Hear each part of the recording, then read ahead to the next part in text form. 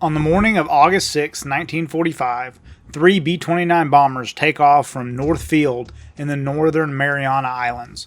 The three aircraft make their way separately to Iwo Jima, where they rendezvous and set course for Japan. Aboard the most important of the three aircraft sits Colonel Paul W. Tibbets, the pilot and aircraft commander of the B-29 Enola Gay. In the Enola Gay's bomb bay is a 10,000-pound bomb unlike anything seen in the history of warfare.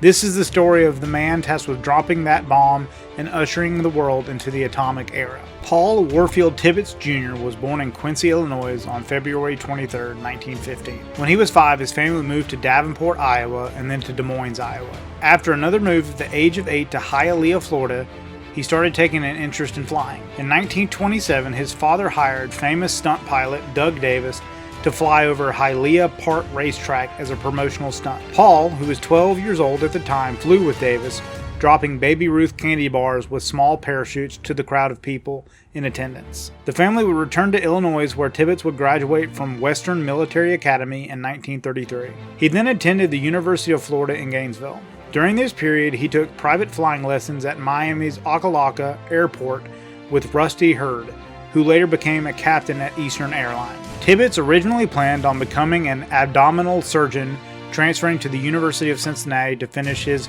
premed before starting med school. He attended for only a year and a half before changing his mind and enlisting in the United States Army to become a pilot in the United States Army Air Corps. Having attended military school in his youth, combined with having some flight experience, he qualified for aviation cadet training.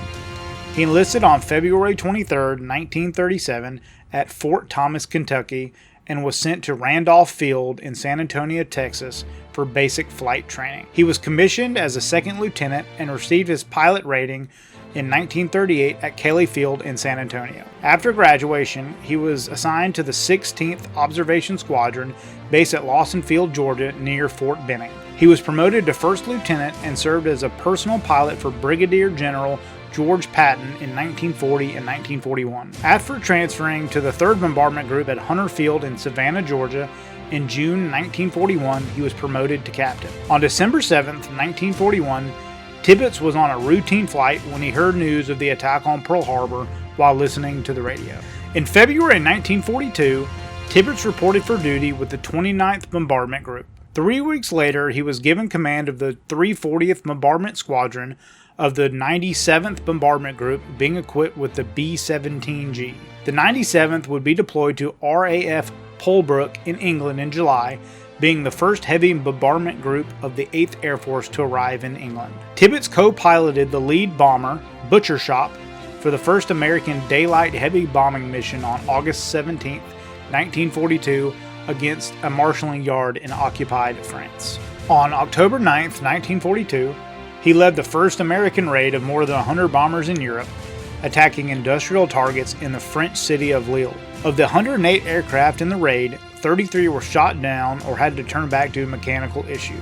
In the lead up to Operation Torch, the Allied invasion of North Africa, Tibbets was selected for a secret mission to fly Major General Mark W. Clark from Polbrook to Gibraltar. A few weeks later, he flew Supreme Allied Commander Dwight D. Eisenhower to Gibraltar as well. After flying 7 combat missions over Europe, the 97th Bombardment Group was transferred to North Africa as part of Major General Jimmy Doolittle's 12th Air Force. In early 1943, General Henry Hap Arnold requested an experienced bombardment pilot to help him with the development of the B-29 Superfortress bomber. Doolittle recommended Tibbets, who was chosen and returned to the United States in February of 1943.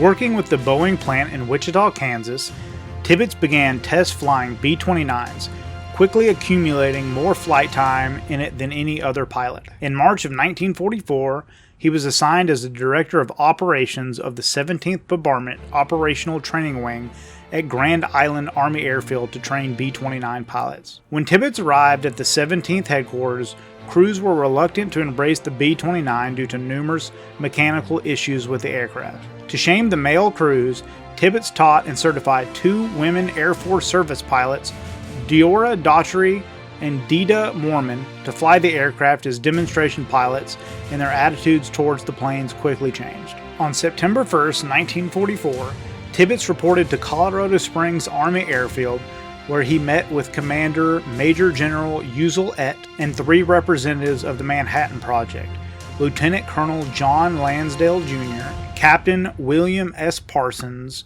and Norman F. Ramsey Jr., who briefed him on the project. Tibbets was given command of the 509th Composite Group and was given the choice of 3 possible bases, being Grand Bend Army Airfield, Kansas, Mountain Home Army Airfield, Idaho, or Wendover Army Airfield, Utah. Wendover was quickly highlighted for its remoteness and selected as the air base for the 509th. Tibbets was promoted to colonel in January of 1945 and was told shortly after by Robert Oppenheimer, the director of the Manhattan Project, that his aircraft might not survive the shockwave from the atomic bomb explosion. In May 1945, the 509th, with an authorized strength of 225 officers and 1,542 enlisted men, deployed to Tinian, an island in the Northern Marianas within striking distance of Japan. In addition to its authorized strength, the 509th had attached to it 51 civilians and military personnel of Project Alberta,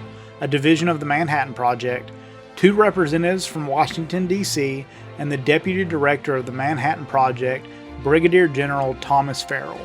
On August 5, 1945, Tibbets named his B-29 Enola Gay after his mother. He had personally selected the aircraft on recommendation of a civilian production supervisor. At 2:45 a.m. local time on the morning of August 6th, Enola Gay took off from the North Airfield, Tinian, accompanied by 2 other B-29s, and headed separately toward the island of Iwo Jima. The aircraft rendezvoused at 5:55 a.m. at 9,200 feet and set course for Japan.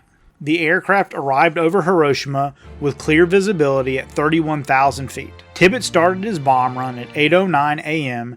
and handed controls over to the bombardier Major Thomas Fearby. The atomic bomb, codenamed Little Boy, was released at 8:15, taking 44.4 seconds to fall from the aircraft before detonating at 1,900 feet above the city.